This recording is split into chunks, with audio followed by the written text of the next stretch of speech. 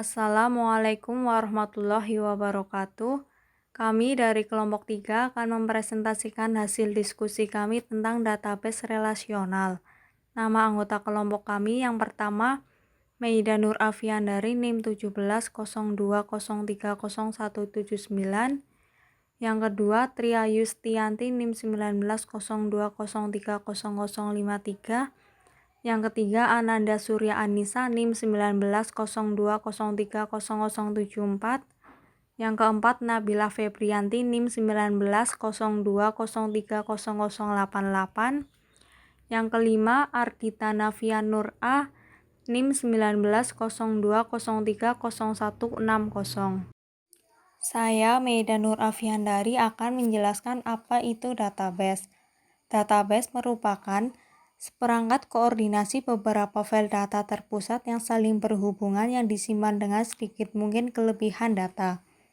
Di sini juga ada elemen-elemen dasar hierarki data. Database terdiri dari 3 file, yaitu file pelanggan, file penjualan, dan file persediaan. File pelanggan terdiri dari 3 catatan, yaitu catatan 1 pelanggan 1, catatan 2 pelanggan 2, catatan 3 pelanggan 3, catatan 1000 pelanggan 1000. Lalu catatan 2 pelanggan 2 terdiri dari 6 field. Field pertama yaitu nomor pelanggan, field 2 nama pelanggan, field 3 alamat jalan, field 4 kota, field 5 negara bagian, dan field 6 kode pos. Keunggulan sistem database. Database memberi organisasi keuntungan-keuntungan sebagai berikut. Yang pertama, integrasi data. Beberapa file induk digabungkan ke dalam kelompok-kelompok data besar atas yang diakses oleh banyak program aplikasi. Yang kedua, pembagian data. Data yang terintegrasi lebih mudah dibagi dengan pengguna sah. Database dapat dengan mudah dicari untuk meneliti permasalahan atau memperoleh informasi mendetail yang mendasari laporan. Yang ketiga, meminimalkan kelebihan dan inkonsistensi data. Oleh karena item-item data biasanya hanya disimpan sekali, maka kelebihan dan inkonsistensi data dapat diminimalkan. Yang keempat, independensi data. Oleh karena data dan program-programnya menggunakannya independen satu sama lain, masing-masing dapat diubah tanpa mengubah lainnya. Yang kelima, analisis lintas fungsional. Pada sistem database, hubungan seperti hubungan antara biaya penjualan dan kampanye promosi dapat secara eksplisit didefinisikan dan digunakan dalam mempersiapkan laporan manajemen. Selanjutnya yaitu sistem database. Pendekatan database memberikan dua tampilan data terpisah, yaitu tampilan fisik dan tampilan logis. Tampilan logis adalah bagaimana seseorang secara konseptual mengelola dan memahami hubungan antar item data. Tampilan fisik mengacu pada bagaimana data secara fisik diatur dan disimpan dalam sistem komputer. Perkenalkan, nama saya Tria Yustianti, NIM 053. Di sini saya akan menjelaskan mengenai skema. Apa itu skema? Skema adalah deskripsi elemen-elemen data dalam database, hubungan di antara mereka, serta model logika yang digunakan untuk mengelola dan menjelaskan data. Terdapat 3 level dari skema ini, yaitu yang pertama ada skema level konseptual, atau konseptual level skema adalah tampilan organisasi yang luas akan menampilkan keseluruhan database, mendaftar semua elemen data dan hubungan di antara mereka. Kemudian yang kedua ada skema level eksternal atau external level skema adalah tampilan pengguna individu terhadap bagian-bagian dalam database, masing-masing mengacu pada sebuah subskema. Yang ketiga ada skema level internal atau internal level skema adalah tampilan level rendah database, menjelaskan bagaimana data disimpan dan diakses, serta layout catatan, definisi, alamat, dan indeks. Selanjutnya terdapat kamus data. Kamus data atau data dictionary berisi informasi mengenai struktur database, termasuk deskripsi setiap elemen data. Untuk setiap elemen data yang disimpan dalam database ini, terdapat catatan dalam kamus yang menjelaskannya. Kemudian, DBMS menyimpan kamus data yang inputnya termasuk elemen data baru atau yang terhapus serta mengubah nama elemen data, penjelasan atau penggunaannya. Kemudian terdapat bahasa DBMS. DBMS sendiri memiliki beberapa bahasa. Yang pertama, ada bahasa definisi data atau Data Definition Language atau DDL, yaitu bahasa DBMS yang membangun kamus data, membuat database, menjelaskan tampilan logis, dan merinci catatan atau hambatan keamanan file. Yang kedua ada bahasa manipulasi data atau Data Manipulation Language atau DML, yaitu bahasa DBMS yang mengubah isi database termasuk membuat, memperbarui, menyisipkan, dan menghapus elemen data. Kemudian yang ketiga ada bahasa query data atau Data Query Language atau DQL, memungkinkan pengguna untuk mengambil, menyortir, memesan, dan menunjukkan data. Kemudian DQL di sini tersedia untuk pengguna, sedangkan DDL dan DML sebaiknya dibatasi untuk mengotorisasi administrator dan pemrogram. Nama saya Ananda Suryanisa, NIM 074. Di sini saya akan menyampaikan mengenai database relasional. Database relasional atau dikenal dengan sebutan Relational Database Management System adalah sebuah program komputer yang dirancang untuk mengatur atau memanajemen sebuah basis data sebagai sekumpulan data yang disimpan secara terstruktur dan melakukan operasi-operasi data atas permintaan penggunanya.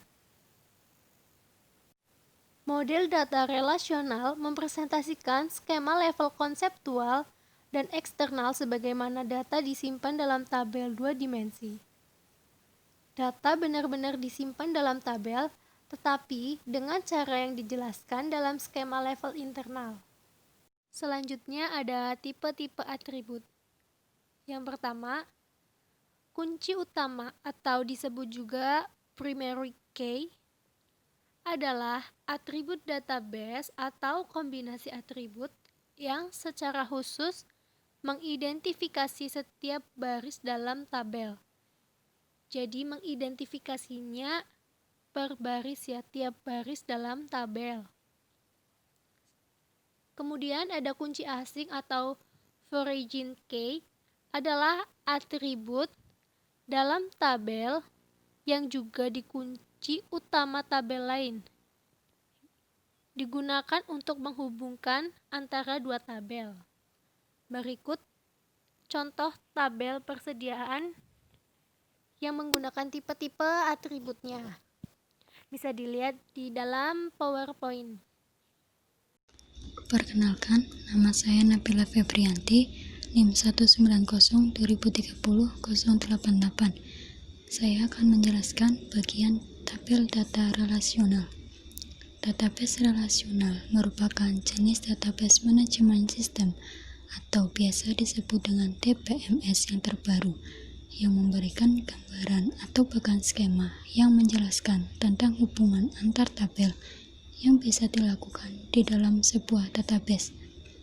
Model database ini digagas oleh seorang pakar database yang bernama E.F. Codd. Perlu diketahui bahwa kedua model tersebut yaitu pendahulu relasional database dari database hierarki dan database jaringan. Untuk saat ini sudah tidak banyak digunakan. Hal ini karena adanya berbagai kelemahan dan fungsionalitas yang ada dari kedua jenis database tersebut yang sudah memenuhi spesifikasi ataupun kebutuhan aplikasi modern saat ini yang menuntut sistem database yang lebih kompleks dan terstruktur untuk memenuhi berbagai kebutuhan kompetensi skala besar saat ini, baik dalam skala personal maupun enterprise. Lalu, bagaimana relasi database bisa terhubung? Untuk membuat sistem basis data yang terpadu, kita perlu menghubungkan terlebih dahulu kedua tabel yang ingin kita dikoneksikan. Untuk setiap tabel yang ada terdapat field kunci atau primary key. Primary key ini dikoneksikan pada tabel kedua, sehingga di tabel kedua ini menjadi foreign key. Dengan relational database ini, kita cukup menghubungkan kedua tabel yang ada melalui foreign key. Ilmu yang mempelajari tentang konsep database relasional ini disebut database relational system. Dalam jenis database relasional ini, ada penggambaran yang jelas tentang hubungan suatu tabel dengan dalam tabel yang lain bisa dilakukan. Hubungan ini digambarkan dengan garis yang solid menghubungkan antara satu file nama di tabel yang satu dengan satu file nama yang di tabel lain. Adapun dua pendekatan untuk desain database. Yang pertama, normalisasi, yaitu mengikuti aturan-aturan pembuatan database untuk mendesain database relasional yang bebas dari anomali, penghapusan, sisipan, dan pembaruan. Yang kedua, pemodelan data semantik, yaitu menggunakan pengetahuan atas proses bisnis dan kebutuhan informasi untuk membuat sebuah diagram yang menunjukkan apa saja yang akan dimasukkan ke dalam normalisasi database penuh. Aturan desain database relasional. Yang pertama, setiap kolom dalam baris harus dinilai tunggal. Yang kedua, kunci utama tidak bisa nol. Aturan ini integritas identitas.